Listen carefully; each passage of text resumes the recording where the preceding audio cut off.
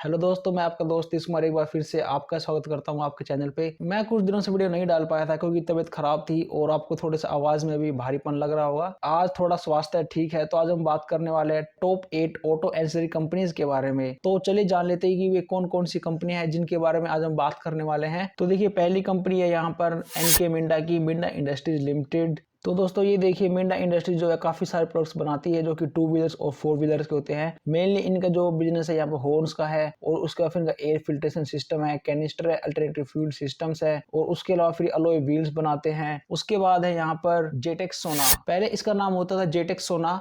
तो सोना ने अपना सारा स्टेक्स यहाँ पर बेच दिया है जेटेक ग्रुप को, जो कि एक जापानीज ग्रुप है। इंडिया के अंदर जेटेक ग्रुप का मेन बिजनेस है स्टीयरिंग सिस्टम का, और ये काफी बड़े सप्लायर हैं मारुति सुजुकी के लिए। उसके बाद है मदरसन। मदरसन पर हमने काफी वीडियो बना चुके हैं। अगर आपने अभी तक कोई वीडियो नहीं देखे तो आप वीडियो देख सकते हैं, और इसमें हमने इनके डीमर्जर प्लान को भी पूरा एक्सप्लेन किया हुआ है।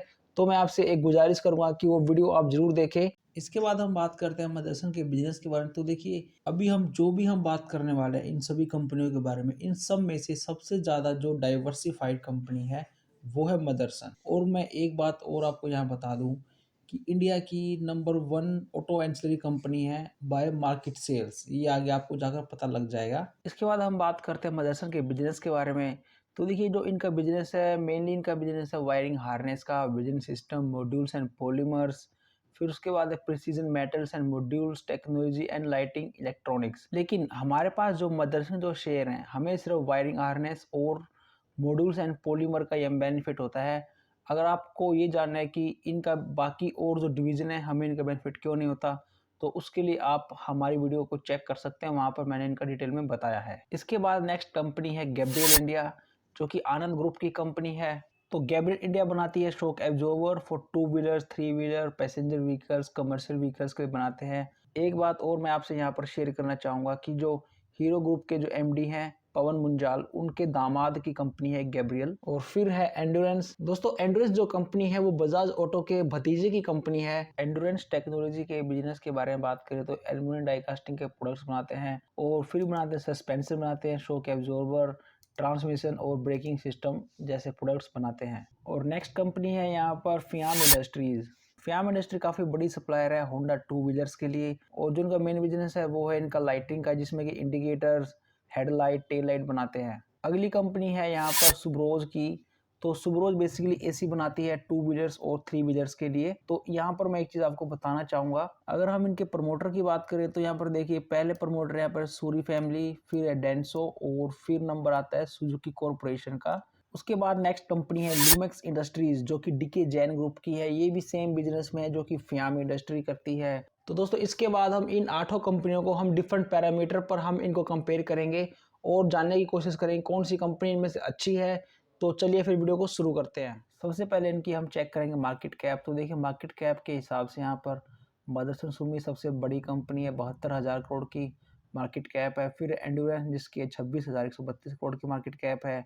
फिर है मिंडा इंडस्ट्री जिसकी 22,783 करोड़ की मार्केट कैप है। इस लिस्ट में सबसे छोटी कंपनी है लूमेक्स इंडस्ट्री, जिसकी मार्केट कैप है 1234 करोड़ रुपए। इसके बाद हम चेक करेंगे इनकी सेल्स को। मदरसन सुमी की जो सेल्स है वो 57,370 करोड़ की सेल्स है।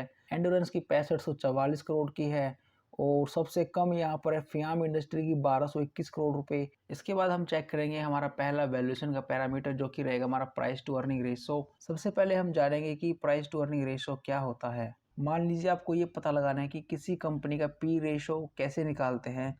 तो अगर आप स्टॉक के प्राइस को डिवाइड कर दोगे उसके अर्निंग पर शेयर से, तो निकल के आ जाता है यहाँ पर पी। मान लीजिए कि किसी कंपनी का भी प्राइस चल रहा है 100 और उसका जो ईपीएस है वो है 4 रुपये, तो यहाँ पर उसका जो पी निकल के आएगा वो निकल के आएगा 25। कोई ऐसी कंपनी जो कि अच्छी कंपनी है और अगर उसका पी कम है तो वो हमारे लिए अच्छा रहेगा। तो यहाँ पर हम उस कंपनी को प्रेफर देंगे, उस कंपनी को ज़्यादा नंबर देंगे जिसका पी रेशो कम रहेगा। तो यहाँ पर देखिए, मदरसन का पी है वो 33 का है, एंडोरेंस का 38.9 का है, मिंडा इंडस्ट्री का 64.9 का है, और इस लिस्ट में जो सबसे कम है वो है फियाम इंडस्ट्री का, इसलिए उसे मिलता है 8 पॉइंट। फिर उसके बाद जो कम है वो आता है गैब्रियल का 23, इसलिए उसे मिलता है 7 पॉइंट। और सबसे नीचे इस लिस्ट में रहेगा मिंडा इंडस्ट्रीज, इसलिए उसे मिलता है 1 पॉइंट। इसके बाद हम चेक करेंगे हमारा अगला वैल्यूएशन का पैरामीटर, तो वो रहेगा हमारा ईवी बाय इबिट्टा। तो ये रेशो जितना कम रहेगा उतना बेटर है आपके लिए। तो यहाँ पर देखिए मदरसन का जो रेशियो है ये 11.2 का है, एंडोरेंस का 20.6 है, मिंडा इंडस्ट्री का 23.8 है, और इस लिस्ट में देखिए सबसे नीचे है फ्याम इंडस्ट्री का 8.71। तो इसलिए फिर से उसे मिलते हैं 8 पॉइंट। और फिर नंबर आता है लूमेक्स इंडस्ट्री का 9.17, उसे मिलता है 7 पॉइंट। और सबसे नीचे यहाँ पर रहेगा मिंडा इंडस्ट्री, क्योंकि यहाँ पर एक टाई है, ये 5 पॉइंट मिले हैं गैब्रियल को और सेम 5 पॉइंट मिले हैं सुब्रोज को। इसके बाद हम चेक करेंगे कुछ हमारे रिटर्न रेशियो की। तो यहाँ पर देखिए पहला हमारा रेशियो है यहाँ पर return on equity. Return on equity का मतलब है कि जो शेयर होल्डर हैं जिन्होंने जिस कंपनी में पैसा लगाया है, तो बदले में उन्हें वो कंपनी उन्हें कितना वापस रिटर्न दे रही है। तो यहाँ पर देखिए ये नंबर जितना ज़्यादा रहेगा उतना आपके लिए अच्छा है। तो यहाँ पर देखिए मदरसन का जो आरओई का नंबर है वो 8.97 है, एंडोरेंस का 15.8 है, मिंटा का 9.97 है, और सबसे कम है इस लिस्ट में जेटेक का 1.95, तो उसे मिलता है 1 पॉइंट। और सबसे ज़्यादा इस लिस्ट में रहा एंडोरेंस का, उसे मिलता 8 पॉइंट। और उसके बाद फिर नंबर आता है मिंडा इंडस्ट्री का, इसलिए उसे मिले 7 पॉइंट। अब हम चेक करेंगे हमारे अगले रेशो की, तो वो रेशो रहेगा हमारा रिटर्न ऑन कैपिटल एम्प्लॉयड। इसका मतलब है कि कंपनी ने अपनी फैक्ट्री, प्लांट या फिर कहीं भी अपना इन्वेस्टमेंट किया है, वहाँ से कंपनी कितना रिटर्न जनरेट वापस कर पा रही है। तो ये नंबर जितना ज़्यादा रहेगा उतना अच्छा है। तो यहाँ पर देखिए मदरसन का जो आरओसी का नंबर है 8.53% है, एंडोरेंस का 16.6% है, मिंडा का 12% है, और गैब्रियल का 12.3% है, फियाम का भी सेम 12.3% है। तो यहाँ पर देखिए सबसे ज़्यादा जो आरओसी का नंबर है वो है एंडोरेंस का, इसलिए उसे मिलते हैं 8 पॉइंट। फिर नंबर पे है दो, यहाँ पर देखिए टाई है एक साथ, गैब्रियल और फियाम इंडस्ट्री में दोनों को मिलते हैं 7-7 पॉइंट। फिर नंबर आता है मिंडा इंडस्ट्री का जिसे मिलते हैं 6 पॉइंट। और इस लिस्ट में देखिए सबसे नीचे रहा यहाँ पर फिर से जेटेक सोना, सॉरी अभी जेटेक था ये, तो उसे मिलते हैं 2 पॉइंट। उसके बाद हम बात करेंगे हमारे अगले रेशियो की, जो कि होगा डेट टू इक्विटी रेशियो। इसका मतलब है कि कंपनी के पास जो इक्विटी है उसके मुकाबले कंपनी पर कितना कर्ज है। तो ये रेशो एक के नीचे जितना ज़्यादा रहेगा, कम से कम रहेगा, उतना ही बेटर है। और अगर जीरो है तो बहुत अच्छी बात है। तो यहाँ पर देखिए मदरसन का जो डेट टू इक्विटी रेशो 0.95% है, और एंडोरेंस का 0.18% है, मिंडा का 0.52% है, सुब्रोज का 0.05% है, जेटेक का 0.08% है, गैब्रियल का 0.02% है, फियाम का 0.14 और लूमेक्स का 0.73। तो इस लिस्ट में देखिए सबसे जो कम है वो है गैब्रियल का, जिसे मिलते हैं 8 पॉइंट। उसके बाद फिर नंबर आता है सुब्रोज का, जिसे मिलते हैं 7 पॉइंट। और सबसे कम नंबर मिलेंगे इस लिस्ट में मदरसन को, 1 पॉइंट। के बाद हम बात करेंगे हमारे अगले रेशो की, तो वो रेशो हमारा है ऑपरेटिंग प्रॉफिट मार्जिन की, कंपनी कितने प्रॉफिट मार्जिन पर काम करती है। तो यहाँ पर देखिए मदरसन के केस में ऑपरेटिंग प्रॉफिट मार्जिन है वो 9.4% है, एंडोरेंस में ये लगभग 16% है, मिंडा इंडस्ट्री में 12.80% है, सुब्रोज में 8.43% है, और सबसे जो यहाँ पर कम दिख रहा है हमें यहाँ पर गैब्रियल का है 7.37%, इसलिए उसे मिलता है 1 पॉइंट। सबसे ज़्यादा है यहाँ पर एंडोरेंस का, फिर से उसे मिलते हैं 8 पॉइंट। फिर नंबर आता है मिंडा इंडस्ट्री का, जिसे मिलते हैं 7 पॉइंट। इसके बाद हम चेक करेंगे हमारे अगला पैरामीटर को, तो यहाँ पर देखिए वो है हमारा प्रॉफिट 5 ईयर CAGR। इसका मतलब है कंपनी का जो प्रॉफिट है पिछले 5 साल में कितने दर से बढ़ रहा है, ये हमें दर्शाएगा कि कंपनी में कितनी एक कंसिस्टेंसी है। ऐसा नहीं हो कि भी कंपनी ने 1 साल प्रॉफिट कमाया, 2 साल कमाया, फिर कंपनी डाउन हो गई। तो 5 साल का हमने इसलिए लिया है क्योंकि ना तो ये बहुत छोटा है और ना ही बहुत बड़ा पीरियड है। तो यहाँ पर देखिए मदरसन का जो पिछले 5 साल में -4% है, एंडोरेंस का 12%, मिंडा इंडस्ट्री का 14% है, सुब्रोज का 15% है, जेटेक का -19% है, गैब्रियल का -5% है, फियाम इंडस्ट्री का -3% है, लूमेक्स का -20% है। और जैसा कि हम जानते हैं कि पूरा ऑटो सेक्टर काफ़ी प्रेशर से गुजर रहा है, काफ़ी उसमें चेंजेस आ रहे हैं, तो इसलिए थोड़ा-सा आपको यहाँ पर दबाव देखने को मिल रहा है। तो यहाँ देखिए सुब्रोज का ज़्यादा है 15%, तो इसलिए उसे मिलते हैं 8 पॉइंट। फिर नंबर आता है मिंडा इंडस्ट्री का, जिसे मिलते हैं 7 पॉइंट, और सबसे नीचे इस लिस्ट में है लूमेक्स इंडस्ट्री, जिसे मैंने दिया है 1 पॉइंट। इसके बाद हम बात करेंगे हमारे अगले पैरामीटर की, जो कि होगा सेल्स।